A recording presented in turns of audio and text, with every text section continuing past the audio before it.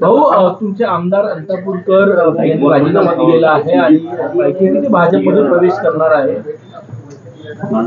अंतापूरकर आणि सिद्दीकी या दोघांनाही काँग्रेस पक्षातून निष्कासित करण्यात आलेला आहे. त्याच्यामुळे निष्कासित जे काँग्रेसमध्ये नाहीत त्यांच्याबद्दलची चर्चेचा विषय उपस्थित होतो. आज पंतप्रधान नरेंद्र मोदी महाराष्ट्रात येत आहेत. काही दिवसापूर्वी जळगावला आले होते आणि येणाऱ्या काही दिवसांमध्ये परत त्यांचे अनेक दौरे आहेत. लोकसभेच्या दुसऱ्या तिसऱ्या टप्प्यानंतर अचानक त्यांचे दौरे वाढले होते. तसंच तुम्ही या सगळ्या वाढलेल्या दौऱ्यांकडे मोदीजी जेवढे महाराष्ट्रात येतील तेवढंच महाविकास आघाडीला त्याचा फायदा होईल. आज वाढवण बंधाऱ्याच्या उद्घाटनाला ते येतात आहे. पूर्ण पालघर जिल्ह्यातील मच्छीमार असतील, तिथले स्थानिक लोक असतील, त्यांचा मोठ्या प्रमाणात विरोध त्या ठिकाणी आहे.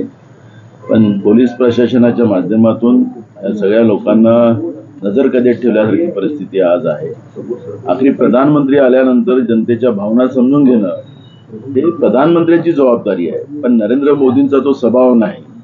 फक्त मीडिया मॅनेजमेंटचं आणि प्रशासकीय व्यवस्थेच्या माध्यमातून आपली लोकप्रियता कशी आहे, मी काय करतोय, हे चुकीचं काय करतोय ते दाखवत नाही, पण मी चांगलं करतोय हे दाखवण्याचं काम ते करतात.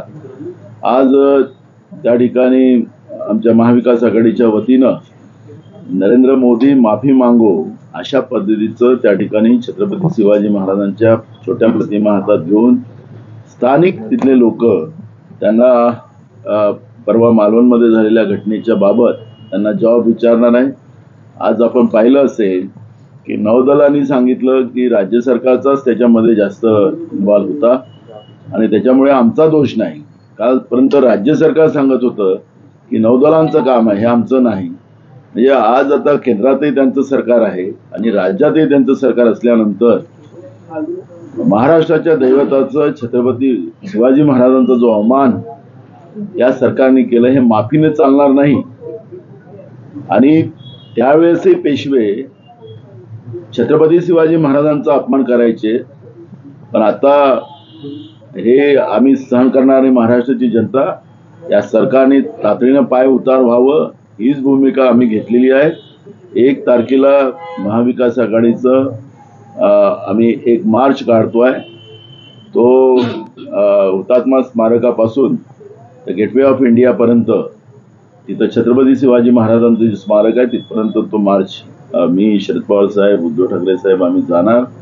असंख्य लोक आमच्याबरोबर राहणार आणि योगायोगानं रविवार असल्यामुळे आता हे कोर्टात जाऊ शकत नाही असं आम्हाला वाटतं. पण अजूनही म्हणजे वेस्ट बेंगॉलमध्ये तिथलं उच्च न्यायालयामध्ये न्याय नाही, पण मुंबईच्या उच्च न्यायालयाने त्यांना आमचा बंदला त्यांनी थांबवलं.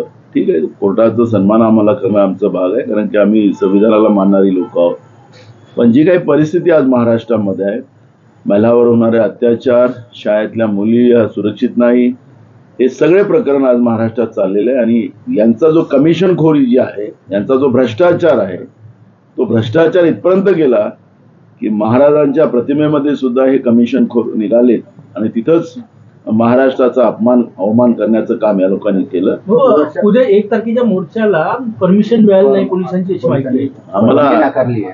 आझाद मैदानामध्ये त्यांनी मोर्चा काढा म्हणून आम्ही अरेस्ट होऊ, आम्हाला ते त्यांच्या परवानगी आणि याची वाट बघायची नाही आहे. महाराष्ट्राच्या अवमानापेक्षा